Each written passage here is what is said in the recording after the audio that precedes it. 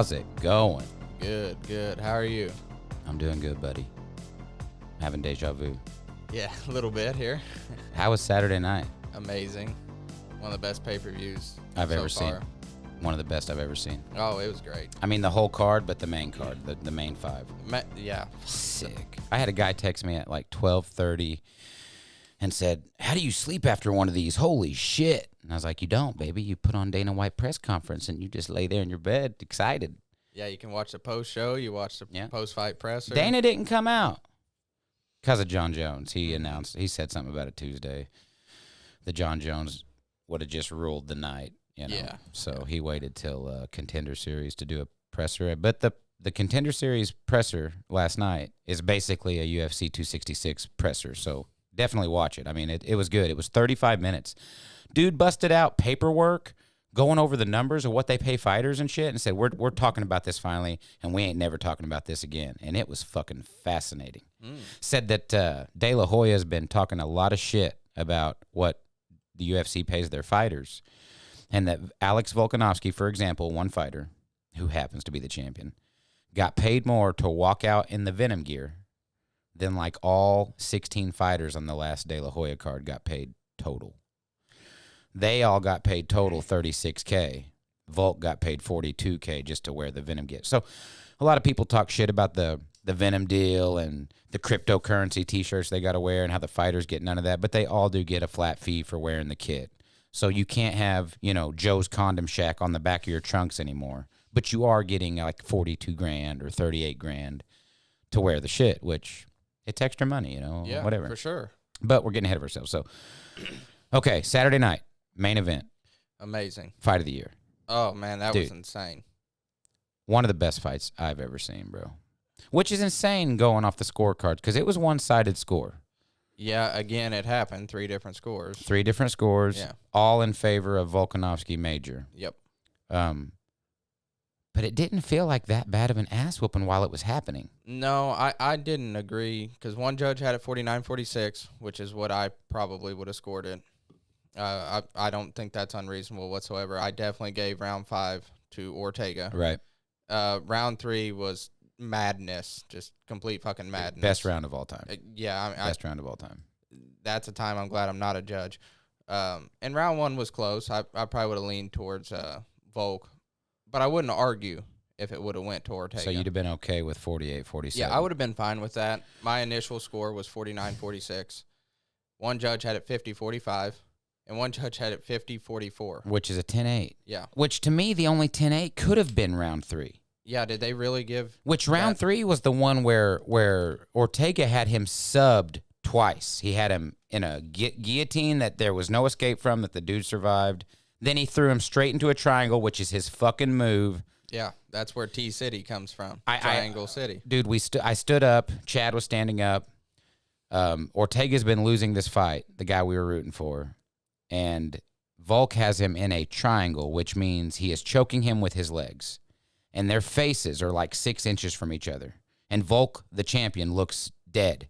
And they're just staring at each other because that's where you were laying. That's where you lay during the move.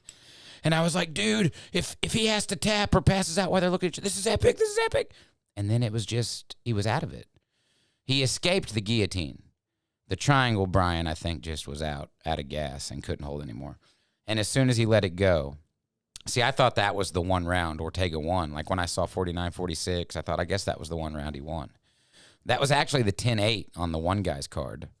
He didn't win it on any cards, even though he had 3 sub attempts, 2 of them that lasted 10, 12 seconds. I mean, if I'm in full breath and you start choking me, the max I'm going to be conscious is like 10 seconds.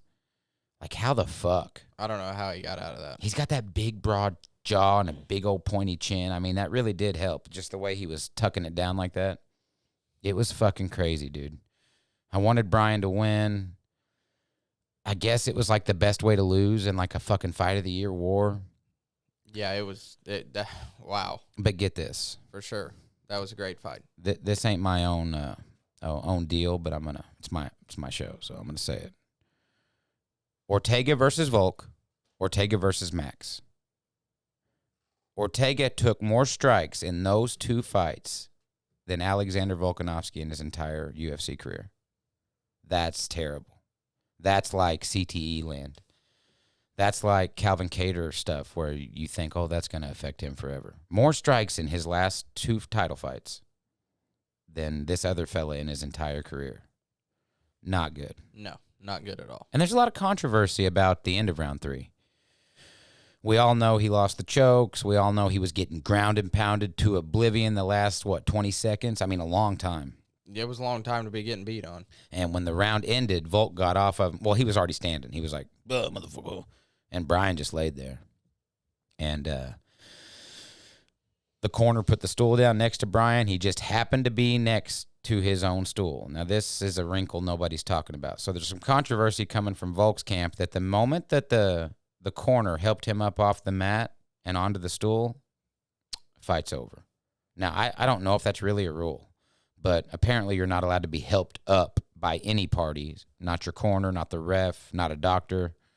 So unless the other fighter's stupid enough, I don't know if you've ever noticed, but usually the guys only help each other up at the end of the last round. Yeah, when it's over. Yeah. So there's a little controversy there because they did pick him up. They were like, get up. And he was just laying there like, holy fuck. He wasn't like, get quitting. He was just like, fuck, man. And then they set him on the stool. A little drama there. And then the minute ended. The minute ended, Volk standing up, ready to go. Ortega standing up, ready to go, but he looks fucked up. And the doctor comes in, and the ref and the doctor are saying, follow my finger. How many fingers am I holding up? And Volk keeps saying he got half the questions wrong. I didn't notice any of that.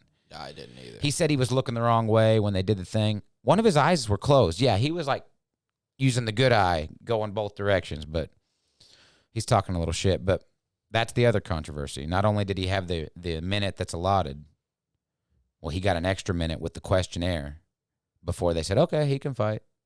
And Volk's big hang-up is, would I have gotten the same treatment?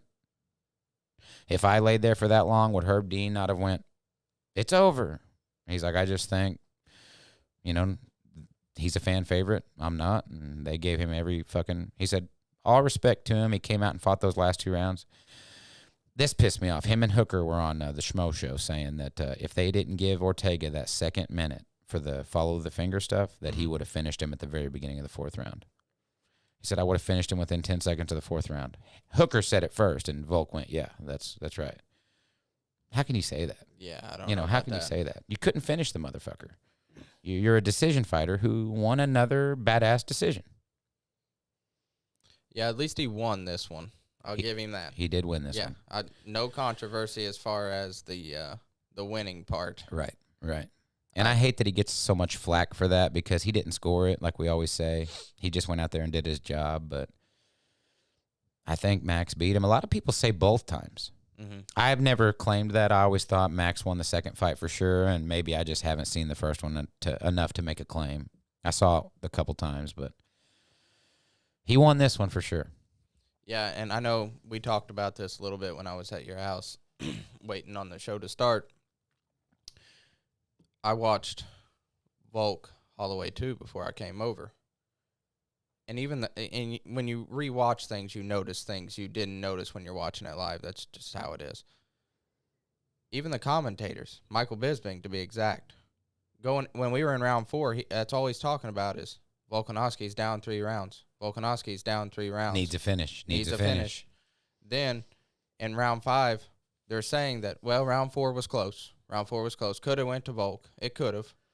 But it wasn't one of those, well, he for sure won that. No. Could have went to Volk. Could have went to Volk. Volk has to finish. Right. And then Volk is trying. He's going. He was going. He's giving it. And his best round was the 5th because he was chasing the finish. Because he was. He knew. And, again, commentators were even saying it, that he's doing exactly what he needs to do right now is try to finish the fight. Because he's down for sure 3 rounds. Possibly 4, but it doesn't matter if you're down 3 or if you're down 4. Right. There's 5 rounds. That's right. And then somehow he wins.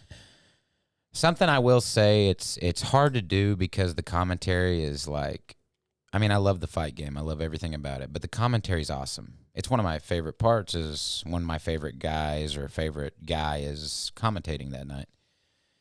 But if you really want to score a fight, if there's controversy and you really want to score a fight, watch it on mute. Yeah, for sure. Watch it on mute, and it's just whatever you think. Michael Bisping swayed your opinion. I mean, whether he's right or wrong, whether you're both right or wrong, we're all three right. Like, him saying that, that's your evidence. Is like, even Michael Bisping was saying it. But these are guys who are calling the fight for entertainment value. We know they get shit all the time for being biased. I mean, Volk won't shut up right now about DC being biased for Ortega Saturday night. The whole crew, he said. He's like, he'd whiff a jab and miss me and then go, nice sharp jab by Ortega. It's like, what the fuck? But that's just his opinion. Point is, like us, they're human. Maybe DC and Max are tight. Maybe Bisping loves Max. You never know. Watch a fight on mute and you'll really find out what you think. What you think with, we analyze this shit so much. I mean, it's just like, I don't know, man. I was at MMA Monday night, and it was one of those cool nights where there's just a few of us and we're just rolling the whole time. And there's this guy I'm not super tight with, and he was like, it's weird. You're the newest guy here, and you know more about any of this than any of us. And I was like, holy fuck yeah, man. Because we obsess over it. We watch it. We love it. And, football, there's only so much shit to do. Oh, he threw a touchdown and it looked good. I don't break football down. But when I watch fights, I do, just like you're doing. Like, the big story with the Max Volk fight was Volk's face was caved in, and he was scoring with leg kicks. Leg kicks don't show. Max looked fine at the end of the fight.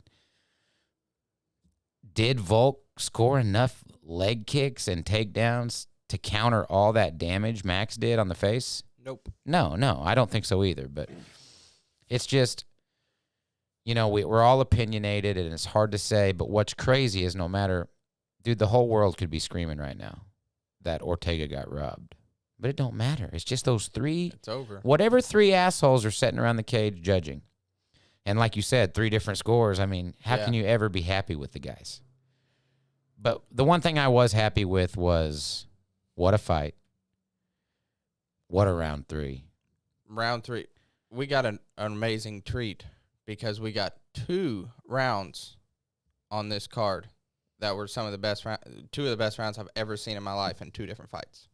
Which we can talk about a little later on. But I don't know. We didn't talk about this yet, but you're talking about Marlon Merab round 2. Because it was dope. Round 1. Oh, was it round 1? Yeah. Where they dropped each other? Yeah, we're just crazy. Madness. Craziness, bro. And then round 2 was a slaughtering. But yeah, we'll get to that.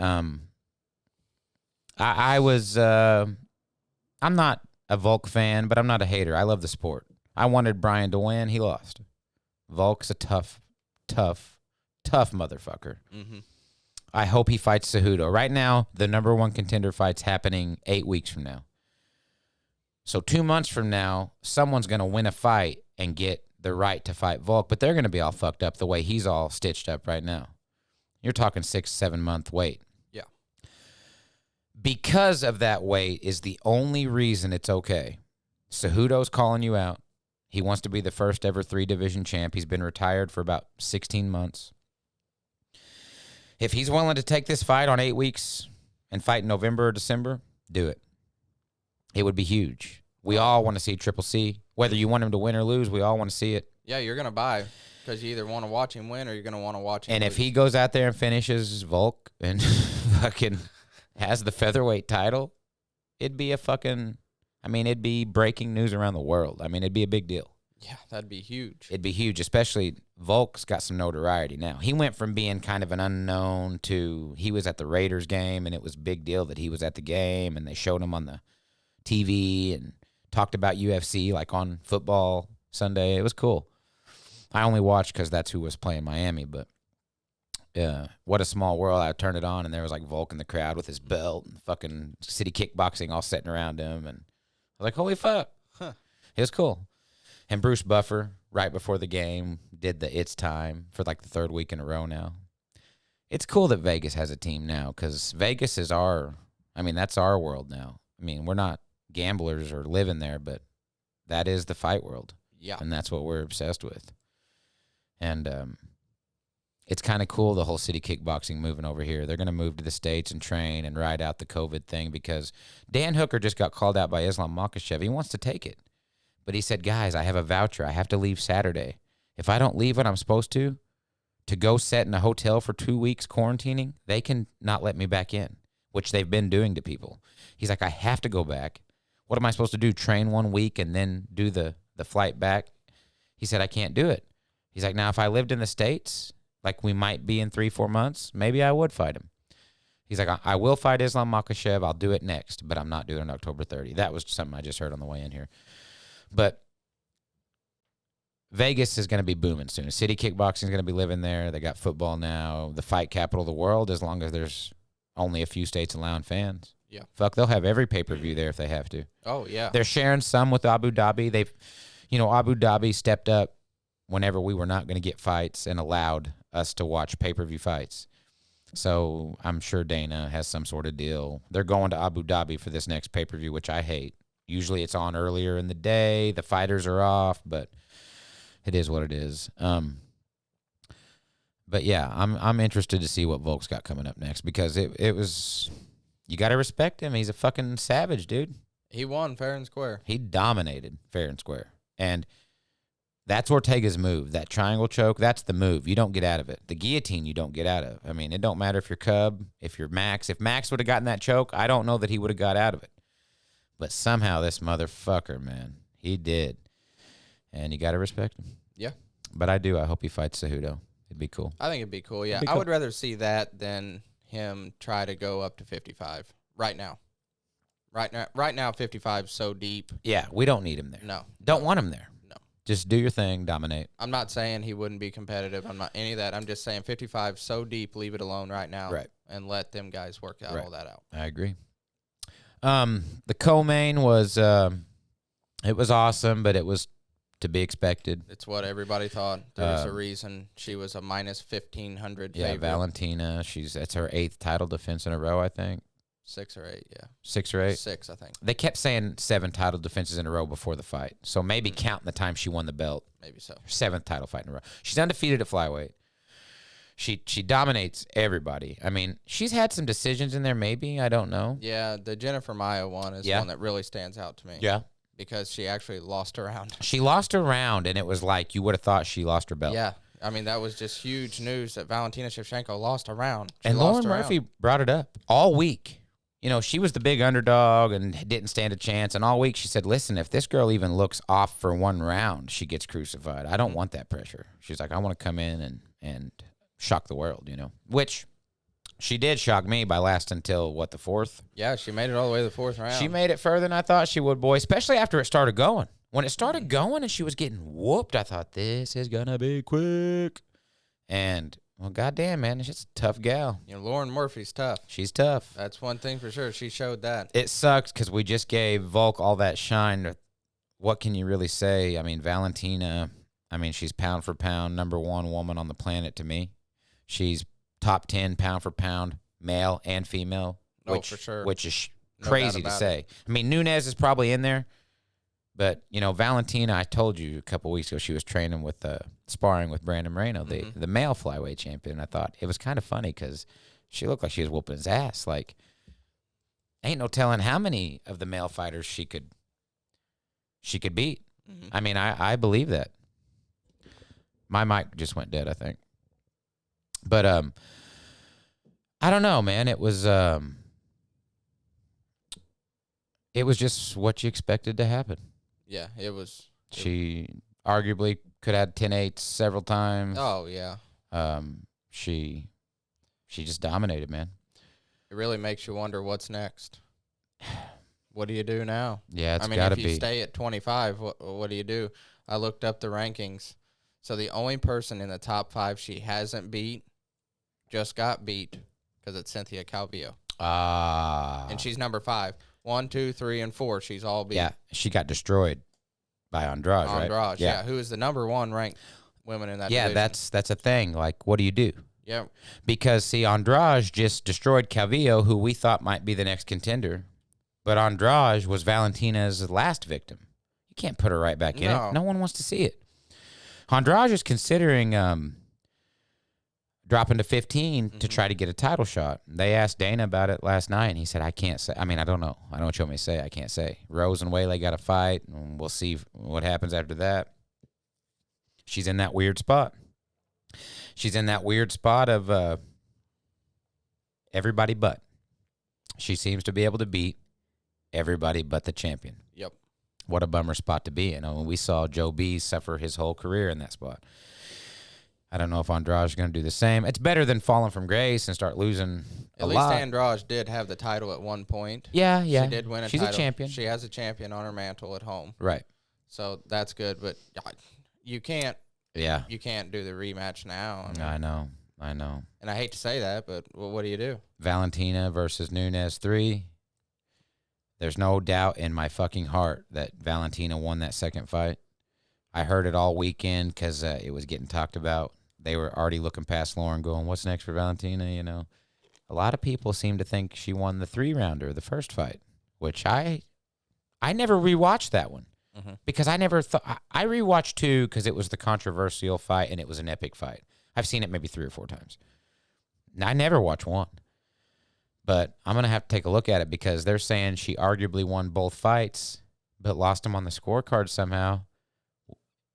You know, if UFC ended today and none of them ever fought again, what a tragedy if that bitch beat Nunes a couple times and got robbed. I mean, what a bummer. Yeah, what a real bummer. They talked about 130 catch weight is the way to make it fair because both times they fought, Valentina went to her. The first time they fought, well, they were both at 35. Yeah, they were both 35. Yeah. There wasn't a 25. There wasn't a 25. No 25 at that time. The first one. I don't think the second time either. Really? No. Wow. Nunes can't make 25. No. Whenever she was very open about how much she likes 45. Right. And there's no opponents. Yeah. But they don't even have rankings. Right. You can't. It'd be embarrassing to see. I mean, 30 catch weight's weird because there's no belt.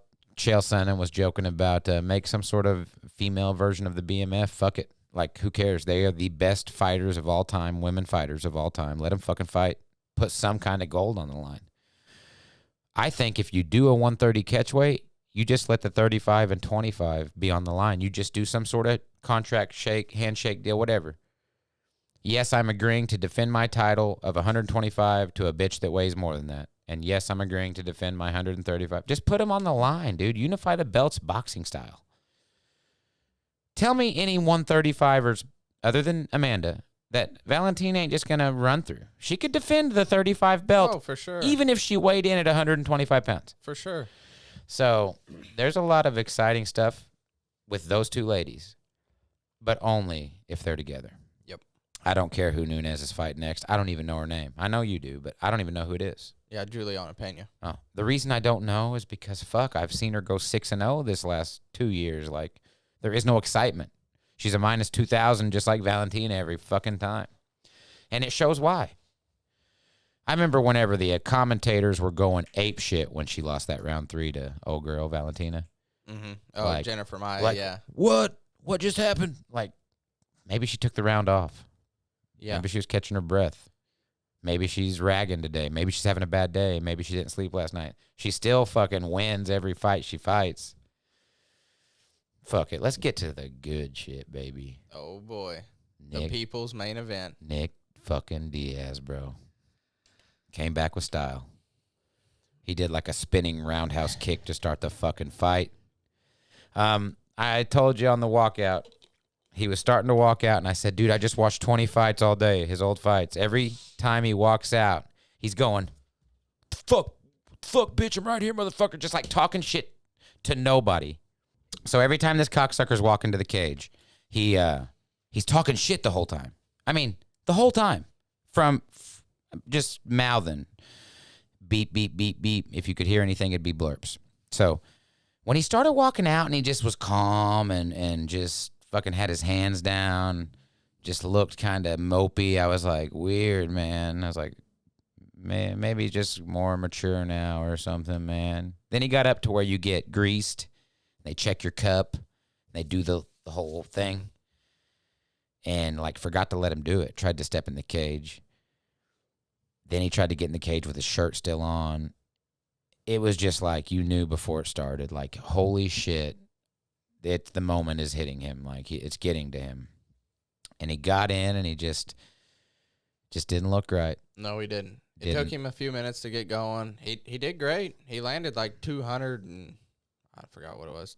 Over 200 shots. Yeah, with a beer belly, he fucking landed over 200 shots. Just put a pace on Robbie, dude. Put a fucking pace on him. But it just wasn't going to be enough. I think Nick won round one. Yeah, I agree. I think Robbie still landed the better shots in round one, but Nick had the volume. We both agreed that Robbie got round two, and then 20 seconds or so into round three, Nick took a knee after a pretty hard shot that broke his nose, we think, and then took a bad uppercut on one knee and just said, I'm done. Which I don't mind. He's 38. He's been out of the game for 7 years. His career was stolen from him. He came out versus a fucking champion. Robbie's a fucking champion no matter what you think of him. And a hard-hitting motherfucker, dude. I would not get in there with Robbie even to spar. Like, no, not even Robbie, 39 years old. Hell no. No, dude, no. And it was a bummer. It was a bummer. Nate was in his corner, and seeing him put his hand on the back of Nick's head after the fight and say, it's okay, man, it was just, like, heartbreaking. Just the story we all wanted was Nick Diaz to come out and fucking knock poor old Robbie out or tap him. Or I thought maybe being 38, out of shape, moved the fight up a weight class 6 days before. I mean, I thought he was going to come out and do jiu-jitsu, do some sort of roll, anything he could do to take him down, anything he'd do to get on his back and just try to sub him. But he just stood and banged for fucking 10 minutes, man. And it was bittersweet. Yeah, it was. I did love in between rounds 1 and 2. I don't know who was yelling at, but I heard Nick yell to someone in his corner, hell yeah, I'm kicking his ass. I love it, dude. Let me get back in here and do it some more. I love everything about him. He's just such a bad motherfucker, man. I hope we see him again. There's a lot of speculation going on right now about what to do because he did not look great. He didn't look bad. Landed over 200 strikes. Probably landed more strikes than half the fighters on the card. Yeah. And he only had 2 rounds. It's not like, well, he had a 5-round fight. Of course he did. No, he went 2 rounds and put a pace on. Didn't look powerful, but looked accurate. Ripping to the body like always. I mean, he looked like Nick. Mm-hmm. I think he just knew Robbie had his number. And, if it would have been a 3-round fight, I heard this a couple times this past weekend. One of the bummers of recording on Wednesday is, everyone else putting their show out on Sunday at 2 a.m. or Monday morning. So I've heard other people's opinions, but it's just, I don't know, man. I don't know. I want to see him back. Yes. There's a lot in the air about should he or should he not. He didn't look like he wanted to be there. Is he just doing it for the money? Well, yes. It's his fucking job. We got a good producer for our show over there, but he's only doing it for the money. I only go to Trelleborg for the fucking money. Mm-hmm. Okay, it's his job. Of course he was there for the money, dude. But he's a fucking GOAT, one of the all-timers. I mean, Nick Diaz Army, 7 years out of the game and had standing ovation, the biggest pop of the night. He's a legend. The commentators didn't want to see him lose. His opponent's corner Robbie didn't want to see him lose. No.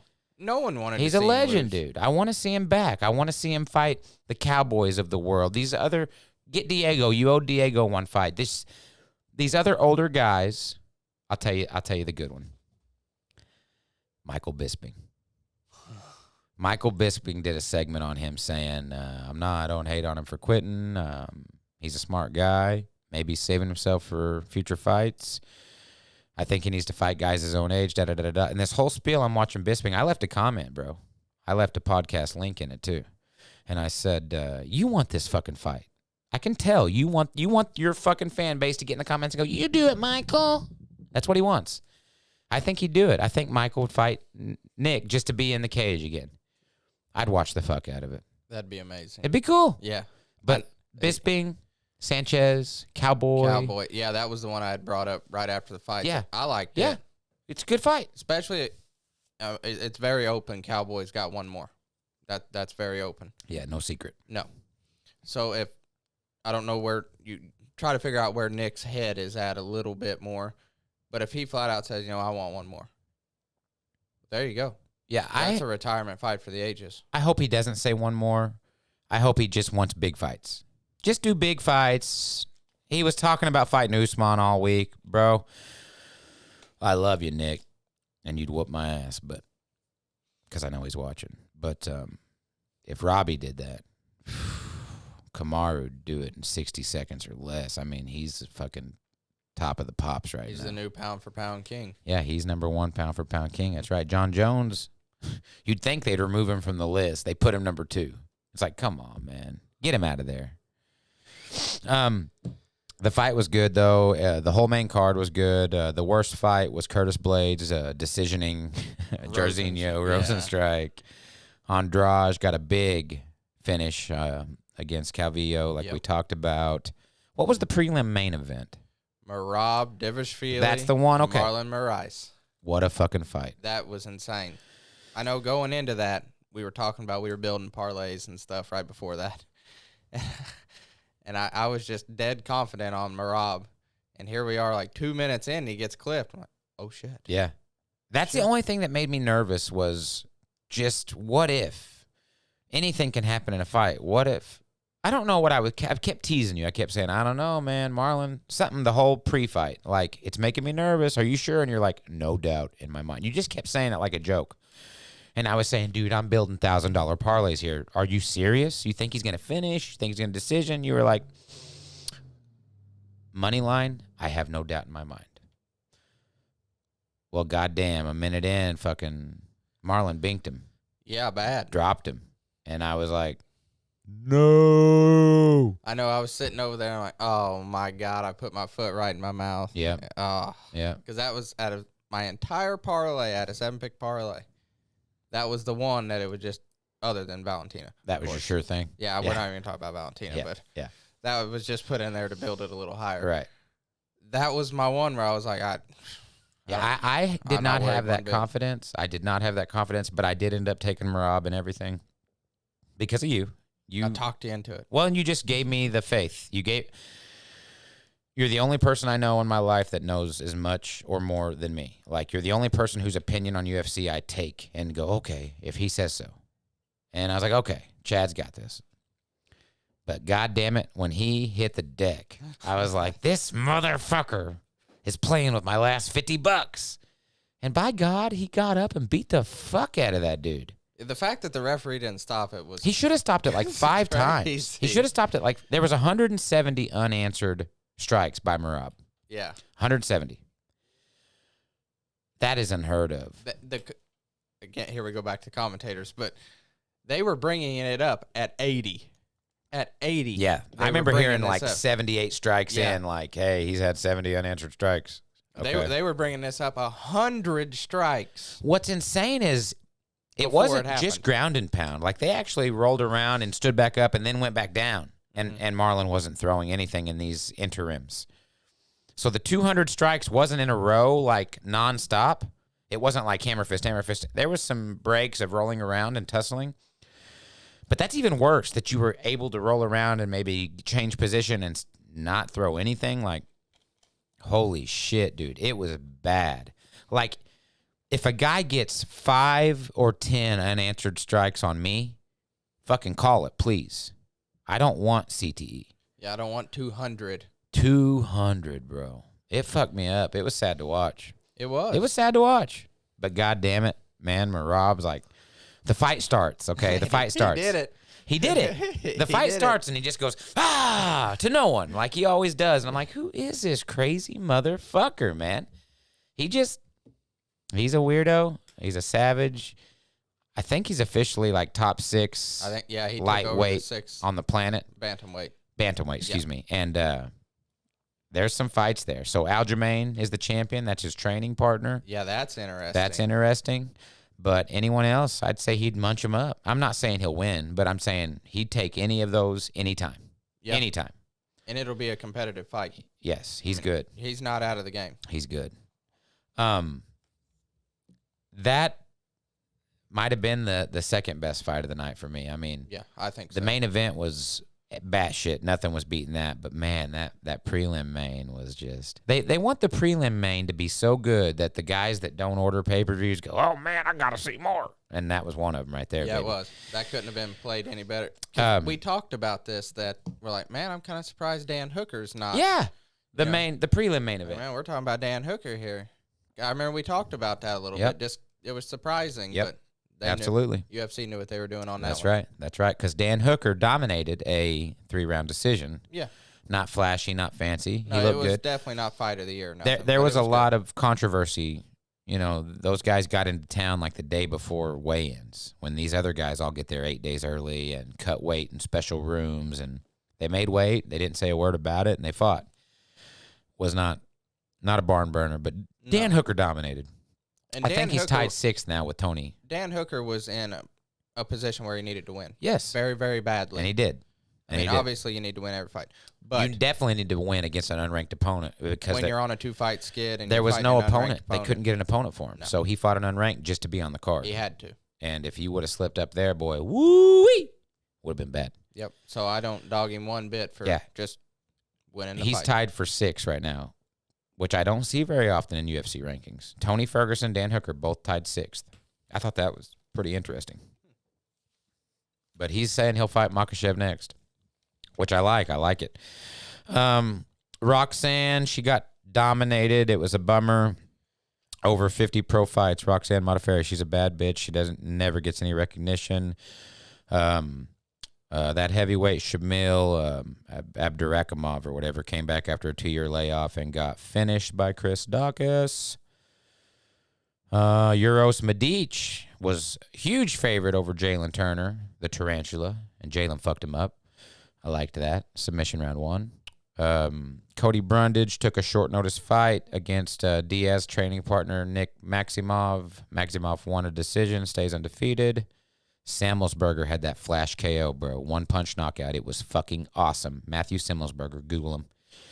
And that's 2 knockouts in under 20 seconds. Yep, he's only the second fighter to ever do that. Yep, Rumble Johnson was the other. And Jonathan Pierce got a round 2 sub to start the card, which was a good fight, but some up and comers. This weekend, nothing too juicy for you regular folk, but Thiago Santos is fighting Johnny Walker. That's a huge fight. Johnny Walker was the second coming of God. He was the man, the new man in town, and he's had just nothing but downfall. Had a little bad luck. Yeah, he got injured celebrating, and then went on like a 3-fight skid or something crazy, something that gets you cut normally. His last fight, he got dropped he got dropped bad by Ryan Spann. Somehow survived and got a finish in the first round. But his chin is such a question mark for him that I just don't ever see him going into a fight being a big favorite ever. He could go on a 5-fight win streak, win the light heavyweight title, or any crazy shit. And I think he's binkable every fight. He's got glass jaw, man. There's no other way to say it. I agree. Curious if Santos is going to knock him out. He has not looked good lately. No, he hasn't. I will say, because I was really digging deep into this one earlier, just because I haven't gave this card a whole lot of thought. I've still been so mind-wrapped around the pay-per-view. Because at first I was like, man, I don't know. Santos has looked like crap lately. But Santos is on a 3-fight skid. He has to win. He does. He has to win. He's looked like he's not just losing; he's losing bad. Yeah, he lost the one questionable fight with Jones, but that was 2 years. Still a loss. That's old news now. You're a different fighter now. He lost to Jan Blachowicz. He lost to Alexander Rakic, and the Alexander Rakic lost. He looked bad. Yeah, he's looked bad lately. So he has to win. Yeah, he's got to knock Johnny Walker out. Because if not, Johnny will be coming for the fucking... Johnny's a gunslinger, man. He's going to kill or be killed. There is not going to be a decision. I'd bet the under on rounds, but I wouldn't pick a fighter on that. Co-main, Kevin Holland's fighting Kyle Daukaus. Kevin Holland's a big fan favorite. Mm-hmm. Fought 5 times in 2020. Everyone knows the story. Lost twice this year, both to wrestlers. Took a little time off. He was fighting like every 5 weeks. Took a little time off, trained some wrestling. Now he's fighting Kyle Dawkins, who is a kind of unknown. I don't even know what his specialty is. I hope it ain't wrestling. Surely not. Rooting for Kevin, but can't trust him right now. Cowboy Oliveira's fighting Nico Price. That'll be a fan favorite fight. That'll be a good fun fight. That'll be fun. They both like to play. They do. This is a good one. Misha Serkinov versus Christoph Jacko. Kind of unknown guys, but that Jacko is a knockout machine. Mm-hmm. I'm very interested to see him. Aspen Ladd versus Macy. Alexander Hernandez is fighting some guy I've never heard of. Joe Selecki, Jared Gordon. Antonina Shevchenko's on the prelims. That's Valentina's sister, which has got to be tough for her. You train every single day, and you live and you road trip across the U.S. all the time with the best fighter on planet Earth, okay? And this bitch can't get a win. I mean, fuck. I don't know her recent record, but I know she's had some tough fights in there. She's 9-3, but I think I've seen her lose a couple in a row. Yeah, she lost to Andrea Lee this year and lost to Caitlin Chukagian last year. She did win in between there against Lipsky, who I love, but it's got to be tough. Yeah, it does have to be. Walking around hand in hand every day with one of the GOATs and having a tough go of it.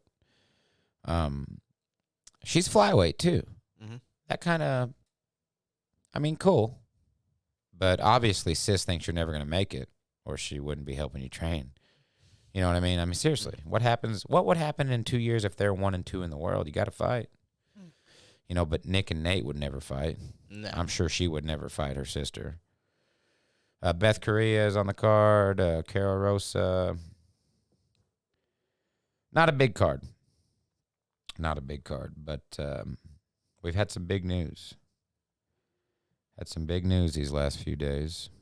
Let's hear it. Derrick Brunson's fighting Jared Cannoneer, January 22. Good. I called for that a while back. You That's did? what I wanted. You did. I'm not too jacked about it, really. I'm not too jacked, but I did call for this a while back. So Cannoneer's going to drop him a couple times. Brunson's going to try to wrestle and hold him down. Now, which one's going to work? That's the fight. Cannoneer's a gunslinger, and Brunson's got a weak chin, man. Bad striking. I hope he does nothing but striking from here till that fight. Just train striking, bro. You're a great wrestler. You've proven it time and time again. But when you throw, you look like me. Work on that shit. Jose Aldo signed on to fight Rob Font. I like it. That's December 4th. That's a little sooner. Good. I like that because I don't quite believe Rob Font belongs top 3. Yeah, I agree 100%. That's that. If Rob Font wins this, yeah, I'll completely shut the fuck up about dogging him. Yeah, me too. Yeah, I'll be done dogging him. Me too. I like this little comeback run Aldo's on. Yeah, I do too. It's cool. It is cool. I'll admit I was already kind of. I ain't gonna say I wrote him off, but I was getting to where I was questionable on some bets. When Jan dominated him, mm-hmm. You were like, "That's it, that's it." Like you were done with him almost. Like I think we might have had. I don't know. I think you knew Peter Jan was going to win that fight, but yeah, I just remember I had him bet on. I remember a lot of things. that TKO lasting 5 minutes, and it just being kind of pitiful and just thinking this is it. But he's been on a run. Greg Hardy, the controversial football star turned UFC fighter, rapist, or whatever they say, allegedly, but he's got a decent career coming. He's 7-4 and fighting Alexei Olenek, who's got like 78 pro fights. Yeah. Holy fuck. You're talking a veteran of the game right there. That'd be a big win for Greg, whether Alexei's got anything left or not. That'd be a big name on his resume. The Black Beast. Quick turnaround after his embarrassing loss to Cyril Gahn. Derrick Lewis, Chris Dawkins? Is it Chris or Kyle? Chris. Chris. Yeah, heavyweight fight. That'll be December 18th. Always gets him turned around. Yeah, Kyle's fighting Kevin Holland at middleweight this weekend. But the biggest news of the weekend had to be Jon Jones, man. Jon Jones. 11 title defenses, 6 arrests in that same time frame. Mm-hmm. He's been suspended for fucking a year at a time, multiple times. Popped for PEDs. This weekend, he got inducted into the UFC Hall of Fame.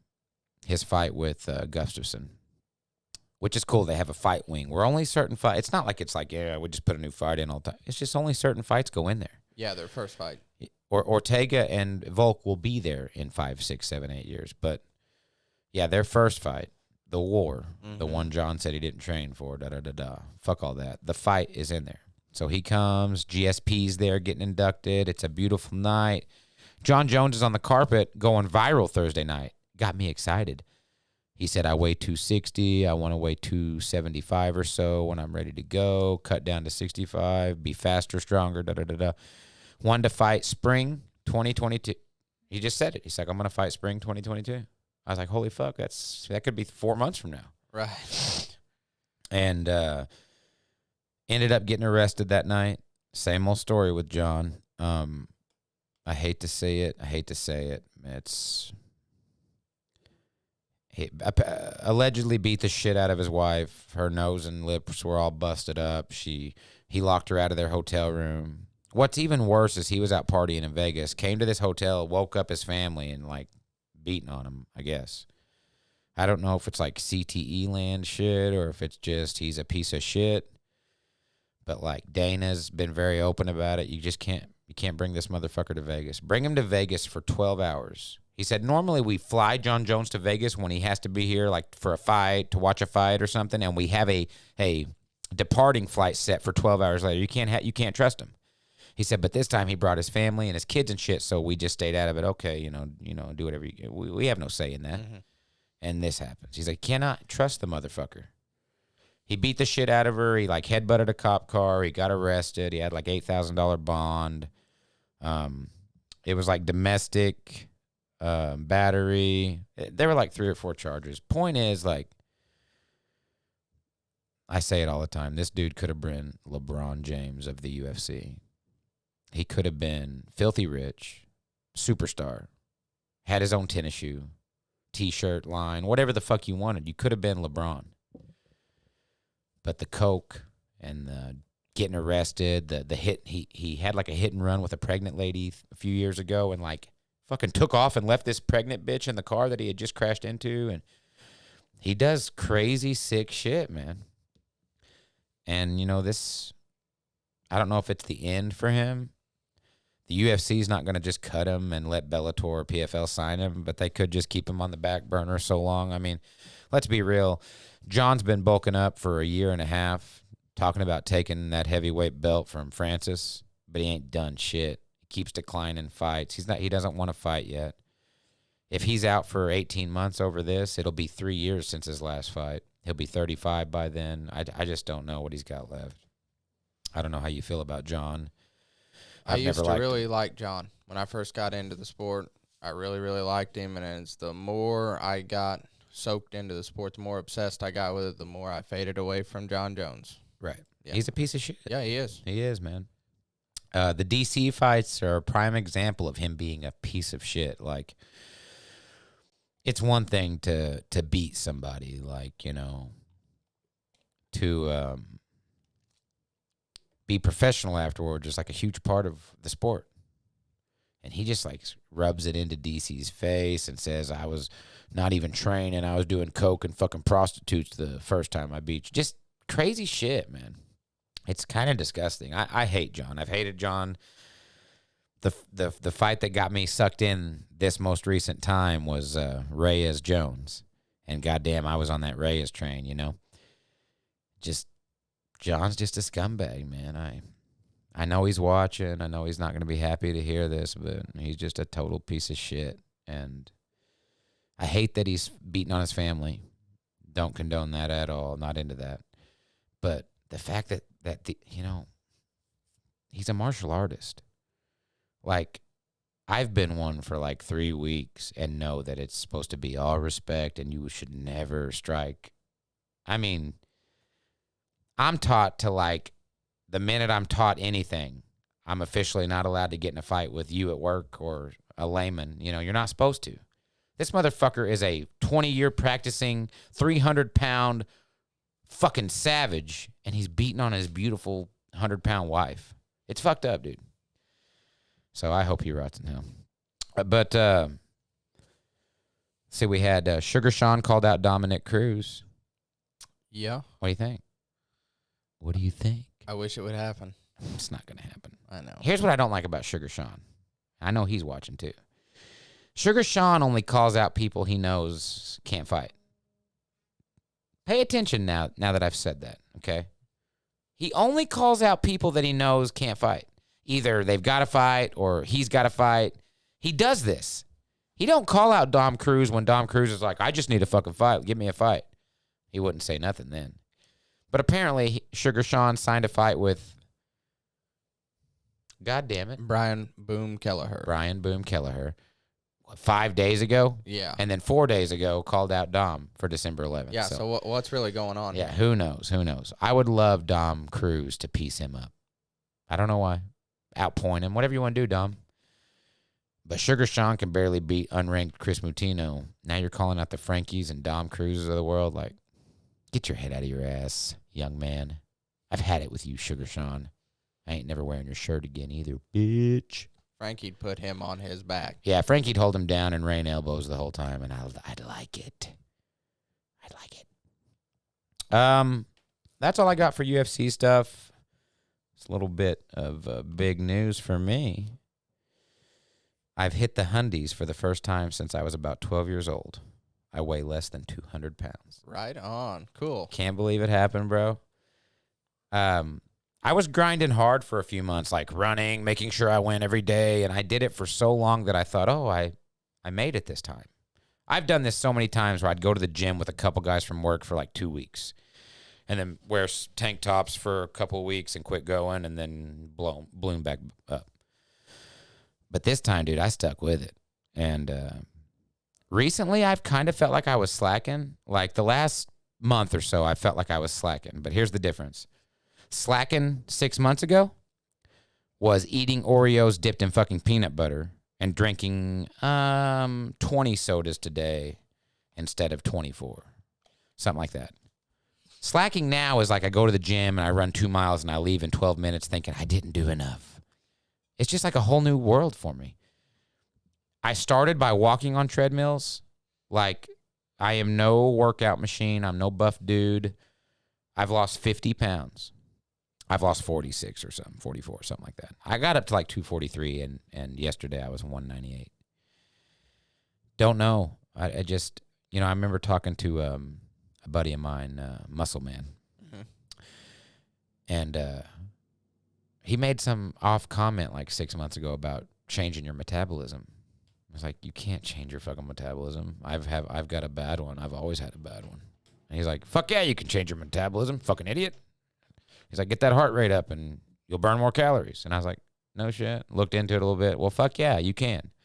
So maybe it's that. Maybe 6 months of running and now the jiu-jitsu and the MMA shit.